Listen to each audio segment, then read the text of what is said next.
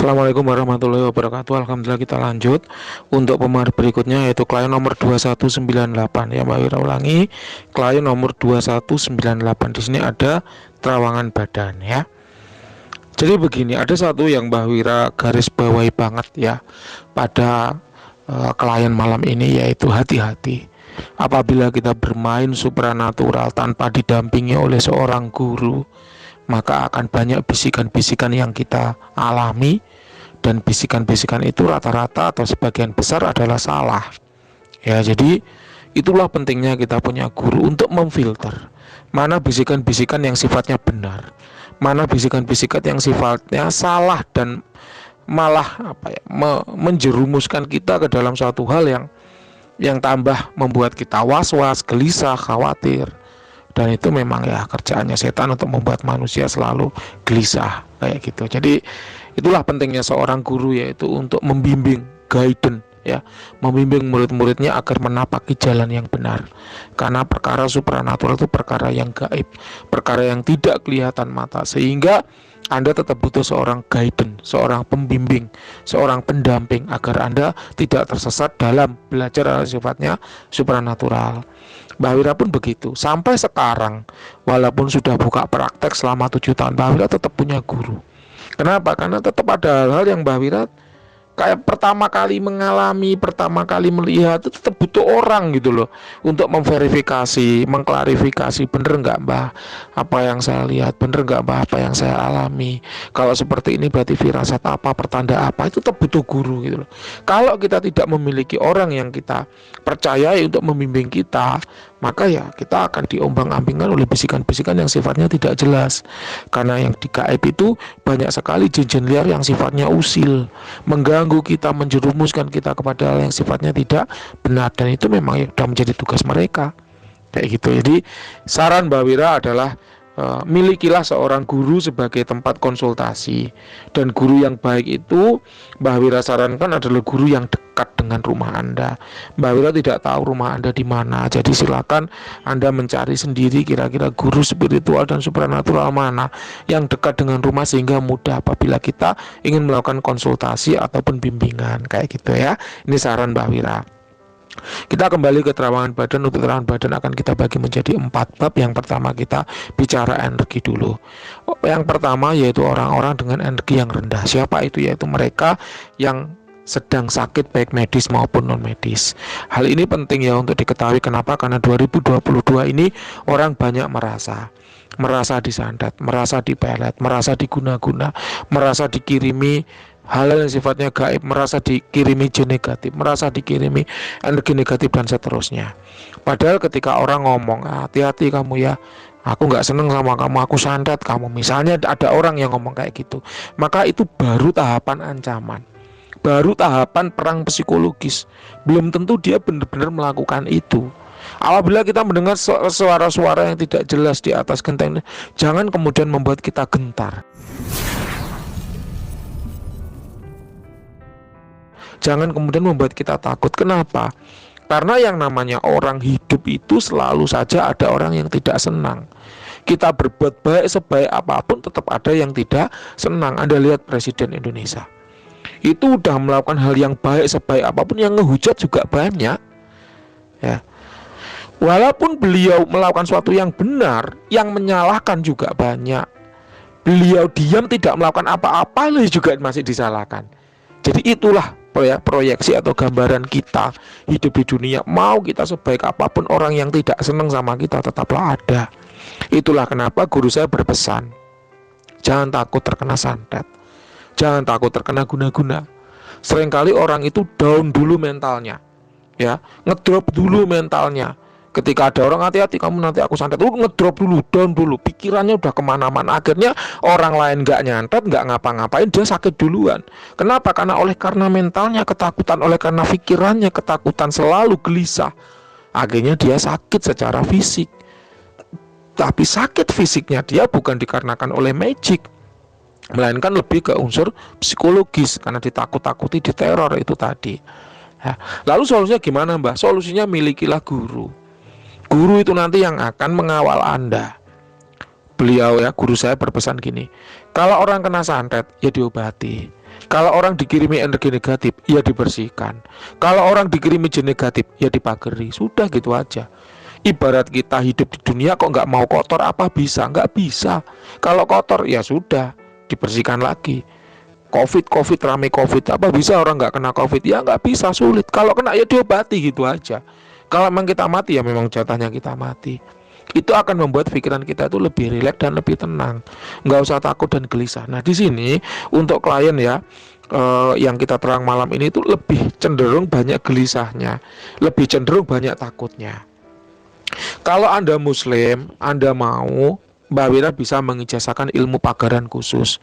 Namanya sholawat An-Nurizati ada, Bismillahirrahmanirrahim ada. Anda tinggal pilih mana yang ingin Anda amalkan. Atau Anda mau mengamalkan ayat kursi, kemudian 3 ayat terakhir Al-Baqarah juga bisa. Jadikan bagian dari zikir pagi dan petang, itu akan melindungi diri Anda sepanjang hari, itu juga bisa. Jadi banyak hal yang bisa kita lakukan untuk melindungi diri kita dari serangan yang sifatnya negatif. Tidak perlu was-was dan khawatir, karena rasa khawatir, rasa was-was itulah yang akan menggerogoti diri kita, membuat diri kita itu jatuh dengan sendirinya tanpa diapa-apain oleh orang lain. Ya, jadi di sini ya untuk klien malam ini secara magic tidak ada serangan, secara santet sihir tidak ada serangan, tubuh Anda bersih tidak ada masalah. Kalau Anda was-was, solusinya adalah lakukan zikir pagi dan petang. Itu insya Allah membentengi diri Anda. Kalau itu belum cukup, milikilah kodam-kodam tipe proteksi. Terserah Anda mau beli di mana, silakan, banyak praktisi supranatural yang mumpuni ya. Anda bisa cek track recordnya di sosial media. Kalau itu masih belum cukup, maka lebih baik, paling baik adalah apa? Menghindari cari musuh, tetap berbuat baik kepada semua orang. Seperti itu loh ya, pepatah lama mengatakan 1000 teman kurang, 1 musuh kebanyakan. Ya yang paling baik dari menghindari penyakit ya mencegah, jangan sampai punya musuh. Tetap berperilaku baik sama orang lain, tetap tenang, kalaupun ada ancaman tetap hadapi dengan hati yang kuat, hati yang tabah. Kita punya Tuhan, kita bisa usaha, kita bisa berdoa. Kalau kita sudah usaha, kita sudah berdoa tetap masih kena, ya berarti memang jatahnya kita kena itu ya, memang Tuhan menskenariokan begitu untuk mengurangi dosa-dosa kita, gitu aja. Jadi pikiran itu enteng dan rileks ya, tidak takut gambaran dengan apa bayangan-bayangan kita.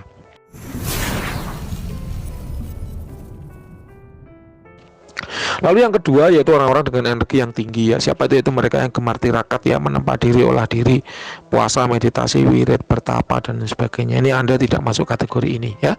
Yang ketiga yaitu orang-orang dengan energi yang biasa. Siapa itu? Yaitu manusia normal pada umumnya. Nah, Anda masuk kategori ini. Jadi kalau Mbak Wira skalakan dari 1 sampai 100, misal yang rendah itu di bawah 60, yang tinggi itu di atas 80, maka energi Anda itu kisaran 74. Jadi sebenarnya nggak ada unsur magic apapun yang mengganggu diri Anda. Anda nggak usah khawatir, nggak usah was-was ya.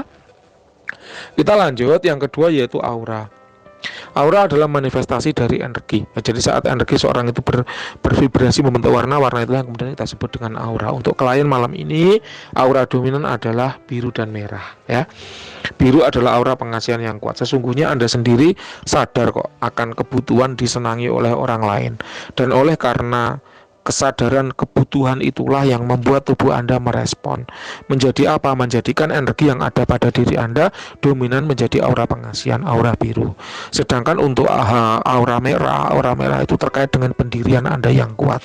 Jadi ketika Anda sudah punya keyakinan, maka keyakinan itu sulit untuk digoyahkan.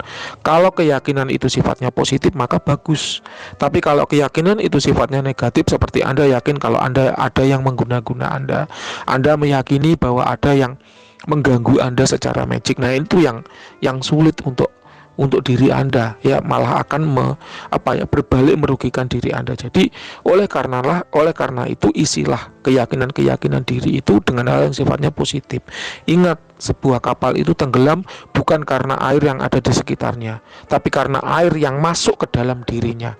Sama, manusia itu rusak bukan karena ancaman-ancaman yang ada di luar, tapi ancaman-ancaman yang dia yakini ya mengenai dirinya, itulah yang akan menenggelamkan dirinya. Nah, itu yang bisa Mbak Wira pesankan untuk diri Anda. Jadi memang Anda adalah orang yang keras, tegas dan karena kondisi Anda ya ditempa dalam lingkungan yang sulit, yang berat, hingga Anda tumbuh menjadi orang yang keras. Tapi Anda menyadari bahwa pengasihan memang lebih baik ya dibanding dengan kekerasan-kekerasan, sehingga Anda kemudian butuh untuk diasihi, butuh untuk disenangi, sehingga kemudian tubuh itu meresponnya dengan memperkuat aura biru, aura pengasihan. Ya, itu yang Mbak Wira lihat.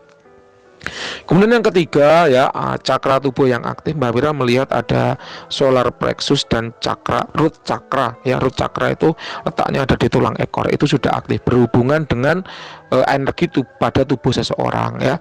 Kemudian kalau untuk solar plexus itu letaknya ada di 3 jari di bawah pusar, terkait dengan keinginan yang kuat untuk maju ya, semangat seseorang, energi yang ada di tubuh seseorang, terkait dengan tekad dan kemauan seseorang. Nah, itu kuat ya, pada diri Anda kuat karena itu juga didukung dengan aura yang merah. Jadi terlihat sekali secara visual aura merahnya itu menunjukkan bahwa Anda adalah orang yang punya tekad yang kuat, punya semangat yang kuat. Kemudian cakra yang aktif juga mendukung dengan hal itu ya, daya juang hidup yang tinggi. Itu adalah solar plexus ya. Nah, yang terakhir yaitu keberadaan khodam di badan. Untuk keberadaan khodam di badan ini Mbak Wira punya catatan khusus untuk Anda, karena memang Anda adalah orang yang punya pendirian yang kuat. Jadi selalu merasa bahwa kalau saya punya keyakinan seperti ini berarti benar seperti ini, dan itu akan Anda pegang teguh kayak gitu.